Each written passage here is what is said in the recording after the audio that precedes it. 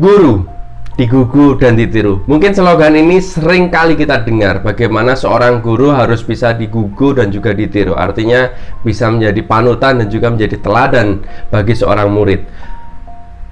Kalau kemudian kita refleksikan di dalam kehidupan pendidikan kita di Indonesia, apakah guru-guru kita sudah layak untuk digugu dan ditiru? Saya tidak bisa mengatakan ya ataupun tidak. Itu yang bisa mengatakan adalah teman-teman sebagai kepala sekolah, kemudian teman-teman sebagai tenaga pendidik, sebagai seorang guru yang bisa merefleksikan itu sendiri. Seorang guru itu juga seorang leader, maka teacher as a leaders ini menjadi sangat penting. Bagaimana seorang guru itu juga seorang pemimpin, minimal adalah pemimpin di dalam ruangan kelas untuk mendorong, mengajak anak muridnya menuju gerbang kesuksesan, menuju puncak kesuksesan. Nah, itu yang penting. Lantas, apakah ini sudah bisa terjadi di dalam skema pendidikan kita? Kembali lagi kepada Bapak Ibu guru yang memiliki sekolah, yang sekarang menjadi kepala sekolah. Apakah itu sudah tercermin di dalam pendidikan kita? So, mari kita sama-sama tanamkan jiwa kepemimpinan yang kuat di dalam guru-guru kita. Minimal adalah self leadership, kepemimpinan diri yang kuat.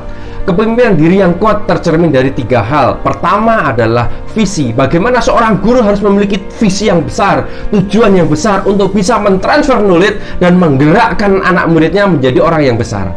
Dan yang kedua adalah yaitu kontrol diri.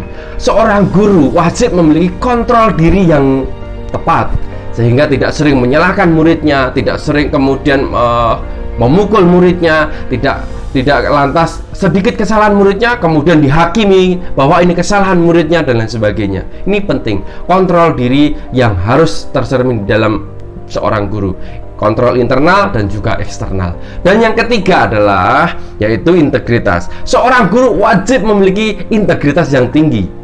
Kenapa? Inilah yang dinamakan digugu dan ditiru. Kalau seorang guru tidak memiliki integritas yang kuat, maka bagaimana dia bisa mengajarkan kebaikan? Bagaimana dia bisa mendidik karakter anak-anak muridnya nanti? Nah, ini bermasalah. Integritas. Apa yang dia ucapkan, itulah yang dia lakukan.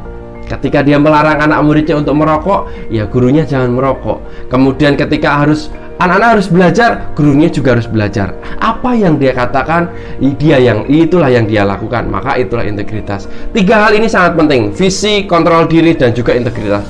Yuk kita sama-sama tanamkan di dalam diri guru-guru kita, sehingga pendidikan di Indonesia, di lingkungan kita bisa menjadi jauh lebih baik lagi. Dan anak didik kita betul-betul bisa menjadi anak-anak yang berkarakter dan memiliki cita-cita besar.